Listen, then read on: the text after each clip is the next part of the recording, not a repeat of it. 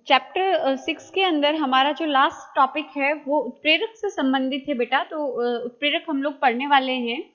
सबसे पहले समझेंगे उत्प्रेरक या कैटलिस्ट क्या चीज होती है। तो ये क्या होते हैं, ऐसे पदार्थ होते हैं जो रासायनिक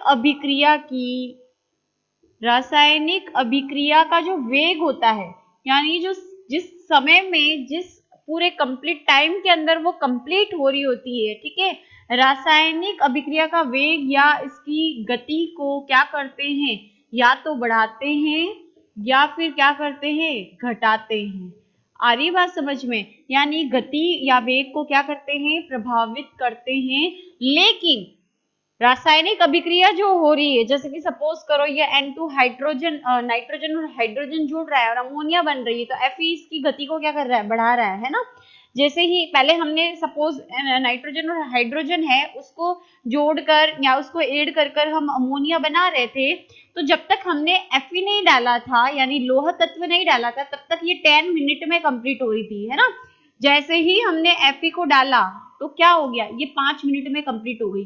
तो इसकी रेट को, इसकी गति को क्या किया, इस Fe ने क्या कर दिया, बढ़ा दिया, ठीक है। तो उत्प्रेरक जो होते हैं ऐसे ऐसे पदार्थ होते हैं जो रासायनिक अभिक्रियाओं की गति को क्या करते हैं, बढ़ाते हैं या क्या कर देते हैं, घटा देते हैं। तो ऐसों को हम लोग क्या कहेंगे, उत्प्रेरक कहेंगे।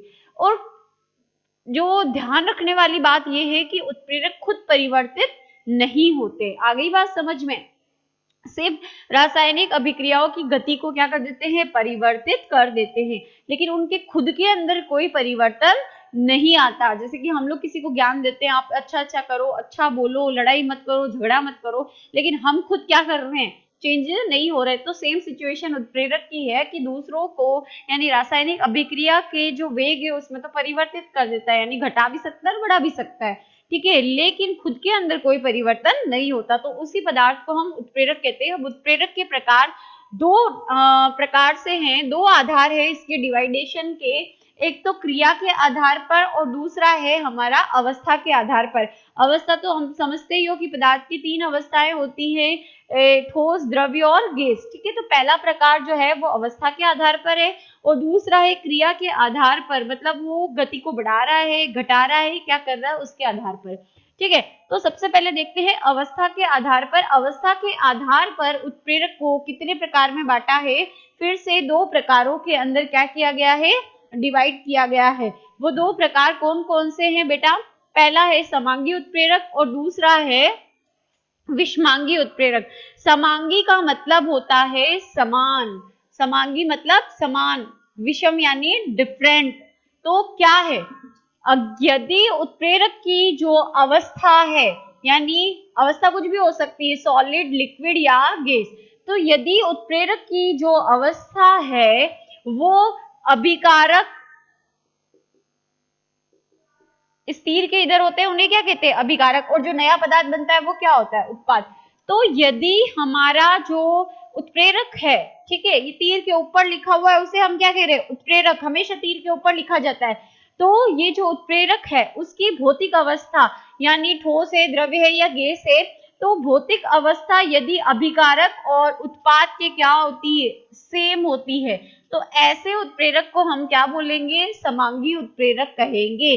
बात समझ में आ रही है कि यदि अभिकारक और उत्पाद की जो अवस्था है, सपोज यहाँ पर एग्जांपल अगर हम देखते हैं, जैसे कि हमने सल्फर डाइऑक्साइड है उसके साथ ऑक्सीजन को ऐड किया तो सल्फर ट्राइऑक्साइड बना, है ना, SO3 बना, इसको क्या कहेंगे, सल्फर ट्राइऑक्साइड।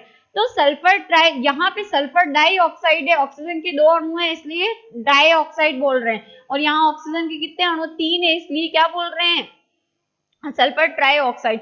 तो सल्फर डाई और सल्फर ट्राई को हम लोग ऐड करते हैं, सल्फर डाई और ऑक्सीजन को ऐड करते हैं तो सल्फर ट्राई बनता है। तो तीनों ही कौन सी अवस्था में, गैसीय अवस्था में। और इनको ऐड करने के लिए जो उत्प्रेरक का काम कर रहा है नाइट्रस ऑक्साइड, ये भी कौन सी अवस्था में, गैसीय अवस्था। तो तीनों की अवस्था कैसी है, गैसीय। उत्प्रेरक की, ये उत्प्रेरक है हमारा, बीच में जो तीर पे लिखा जा रहा है ना, तो ये उत्प्रेरक और ये जो उत्पाद है और ये जो अभिकारक है, इन तीनों की ही भौतिक अवस्थाएं क्या है, समान है ना। तो इसे हम कहेंगे समांगी उत्प्रेरक। उसके बाद आता है विषमांगी। विषमांगी यानी डिफरेंट, यानी यदि उत्प्रेरक की भौतिक अवस्था अभिकारक से क्या हो, अलग हो, ठीक है, तो उसे हम कहेंगे विषमांगी उत्प्रेरक। जैसे कि नाइट्रोजन और हाइड्रोजन को हम लोग हैबर प्रोसेस के अंदर ऐड करते हैं तो क्या बनती है, अमोनिया, ठीक है। तो नाइट्रोजन जो है वो कौन सी है अवस्था है इसकी, गैसीय अवस्था। हाइड्रोजन की कौन सी अवस्था है, गैसीय अवस्था। अमोनिया जो बन रही है वो भी कौन सी अवस्था में, गैसीय अवस्था में।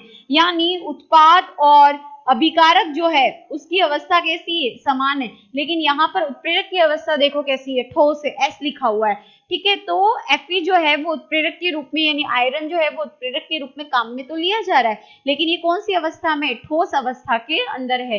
तो यहाँ उत्पाद अभिकारक की अवस्था तो सेम आ गई, लेकिन इस अभिकारक और जो हमारा उत्प्रेरक है, या हम उत्प्रेरक और जो उत्पाद है, सॉरी यहाँ उत्पाद लिखेंगे, ये तो अभिकारक आ गया इधर और ये उत्पाद, उल्टा लिख दिया बेटा, सॉरी, ठीक है। तो ये उत्पाद जो है उसकी और अभिकारक की जो अवस्थाएं हैं वो क्या है, अलग अलग है।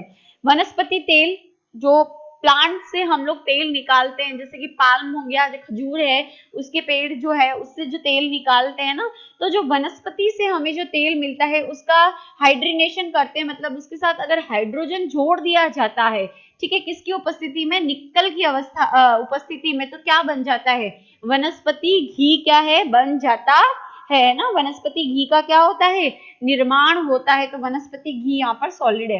तो अब देखो, अगर आप लोग देखते हो वनस्पति तेल कैसा होगा, तेल कैसी अवस्था में होता है, द्रव्य अवस्था, इसलिए एल लिखा हुआ है। हाइड्रोजन कैसी अवस्था में होगा, गैसीय अवस्था में, तो जी लिखा हुआ है।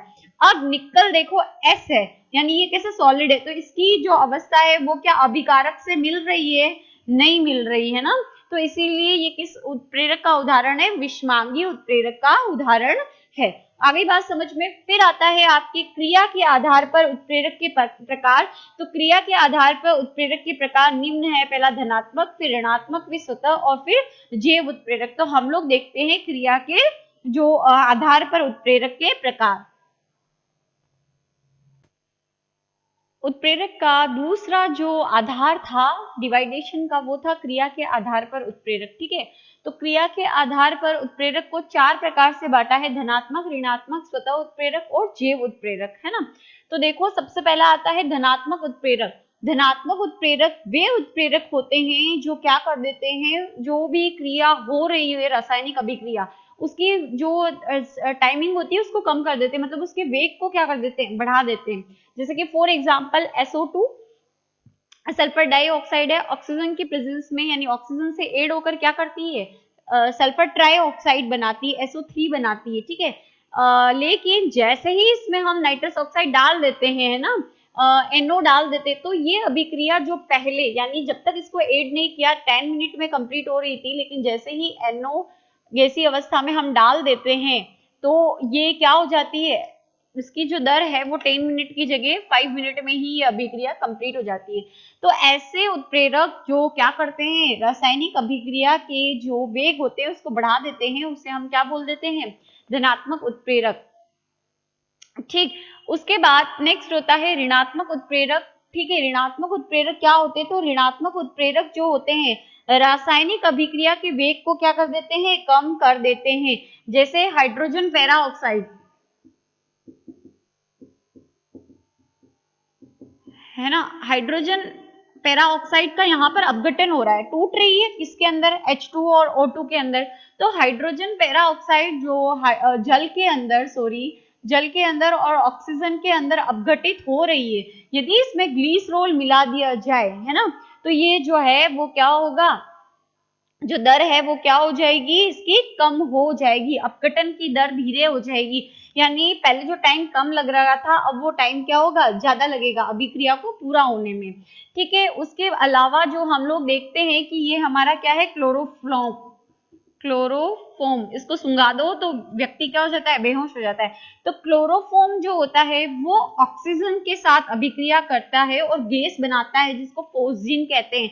CFC जो हानिकारक गैस होती है, वैसे ही तो ये जो फोस्जीन होता है उसका निर्माण होता है किससे, जब क्लोरोफीन जो है ऑक्सीकृत होता है, यानी ऑक्सीजन ऐड हो जाती है इसके साथ, फोस्जिन और HCl क्या होता है, बनता है। तो फोस्जिन हमारे लिए क्या है, हानिकारक है। तो इसके अंदर क्या बना मिला दो, C2H5OH। ये किसका फॉर्मूला है बेटा, एथेनॉल का फॉर्मूला है। तो एथेनॉल को अगर मिक्स कर दो तो क्लोरोफेम का ये जो ऑक्सीकरण है और ये हानिकारक फोस्जिन जो बन रही है वो बनना क्या हो जाएगा, मंद हो जाएगा, धीरे हो जाएगा। आगे बात समझ में। तो यहाँ पर एथेनॉल किसका एग्जाम्पल है, एथेनॉल यहाँ पर ऋणात्मक उत्प्रेरक का उदाहरण है और ग्लिसरॉल यहाँ पर ऋणात्मक उत्प्रेरक का उदाहरण है, जबकि यहाँ पे NO किसका उदाहरण है, धनात्मक उत्प्रेरक का उदाहरण है। फिर आता है स्वतः उत्प्रेरक। स्वतः उत्प्रेरक का क्या मतलब है कि रासायनिक अभिक्रिया में बना उत्पाद, यानी जो उत्पाद बन रहा है वो खुद ही किसका काम करने लगे, उत्प्रेरक का काम करने लगे। आ रही बात समझ में कि रासायनिक अभिक्रिया के अंदर जो उत्पाद बन रहा है वो खुद ही एक समय के बाद क्या करना शुरू कर दे, उत्प्रेरक का काम करने लग जाए, तो उसे हम स्वतः उत्प्रेरक कहेंगे। आ रही बात समझ में। क्या होता है, जैसे कि फॉर एग्जाम्पल एथिल एसीटेट है CH3COO, इसको जल के साथ अभिक्रिया करवाई तो इससे अभिक्रिया करवाने से क्या बनता है, एसिटिक अम्ल और एथेनॉल का निर्माण होता है। आ रही बात समझ में। शुरुआत में क्या होता है, इस अभिक्रिया को होने में बहुत टाइम लग रहा होता है, बहुत धीरे धीरे हो रही होती है, लेकिन जैसे ही उत्पाद के रूप में ये एसिटिक अम्ल बन जाता है, इसकी थोड़ी सी मात्रा बन जाती है और जल्दी से क्या होना, ये जो अभिक्रिया है वो क्या हो जाती है, फास्ट होना शुरू हो जाती है। आगे बात समझ में। तो यहाँ पे एसिटिक अम्ल क्या हो गया, स्वतः उत्प्रेरक का उदाहरण है, यानी उत्पाद जो बन रहा है किसी रासायनिक अभिक्रिया में वो ही क्या कर देता है, जो रिएक्शन की रेट होती है उसको बढ़ा देता है या घटा देता है। तो ये स्वतः उत्प्रेरक। तो स्वतः उत्प्रेरक का उदाहरण यहाँ पर क्या है, एसिटिक अम्ल है। फिर आता है जैव उत्प्रेरक। जैव रासायनिक क्रियाएं क्या होती है बेटा, जैव रासायनिक क्रियाएं ऐसी क्रियाएं जो जीवों के अंदर होती है, सजीवों के अंदर जितनी भी क्रियाएं होती हैं उन्हें क्या कहते हैं, जैव रासायनिक क्रियाएं कहते हैं। तो जैव रासायनिक क्रियाओं को जो है होने में जो मदद करते हैं वो उत्प्रेरक क्या कहलाते हैं, जैव उत्प्रेरक कहलाते हैं। जैसे माल्टोज जो है ना, शर्करा जो है हमारी, उसको ग्लूकोज में बदला जाता है किसकी उपस्थिति में, माल्टेज एंजाइम की मदद से। तो ये माल्टेज एंजाइम किसका एग्जाम्पल है, हमारा जैव उत्प्रेरक का एग्जाम्पल है। तो वो उत्प्रेरक जो क्या करता है, वे उत्प्रेरक जो क्या करते हैं, जो कि जैव रासायनिक क्रियाओं को यानी जीवों में होने वाली क्रियाओं को क्या किया करते हैं, घटाते या बढ़ाते हैं या उनको पूर्ण होने में मदद करते हैं, तो उन्हें जैव उत्प्रेरक कहते हैं। और जैव उत्प्रेरक को जनरली हम एंजाइम्स के नाम से भी जानते हैं। आगे बात समझ में। तो ये हमारे उत्प्रेरक के क्या हुए, प्रकार हुए।